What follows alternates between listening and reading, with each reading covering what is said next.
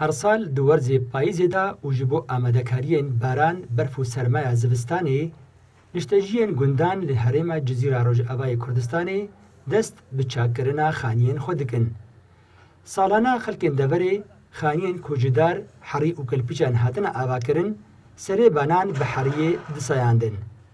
Lê di şeş heft salên borî da û bi sedema ku hejmareke mezin ji xort û gêncan koçberî dervê welat bûn û paleyên sayandina xaniyan jî kêm bûn, hejmareke mezin ji welatiyan serê banên xaniyên xwe bi tûtiya radixin.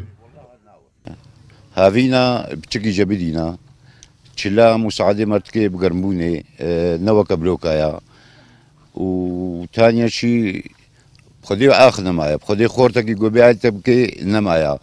Berê çil pêncê xort li xanîkî diciva. خودی ما فکر کردم به ولقه و عالی من نکن فی سبیل گم خارلا واچه نکن نمانا و آخ نمایا و جوج مجبوری ام توتی ایدن.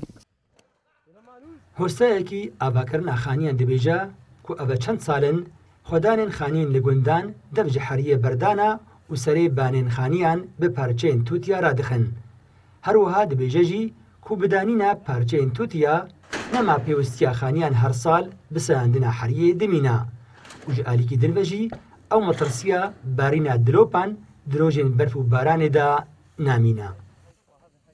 خودی بنا بری ساندر بو او دلوبت کرن او حریب سر عالمی داد هات خوار این هاکی توتیا و قد بی حضاریه چه ترا آوا باقی سرت دادی خوار و تجدلوبا خلاص دبی همان زرای خشک ترا.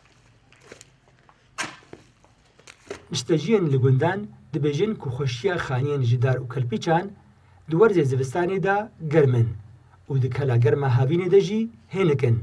Ji ber wilo jî ta bi malbatên xwedîkarîn jî xaniyên wan ji dar û kelpîçan hatine avakirin. Werzê zivistanê li devê deriya. Amadekariyên werzê zivistanê jî bêtir li gundan tê nekirin.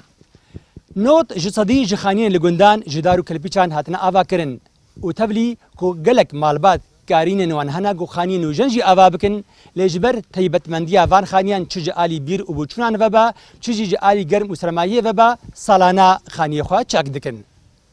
Dilovan Çeto, Kurdistan 24 ji gundewarê bajarê Tirbespî.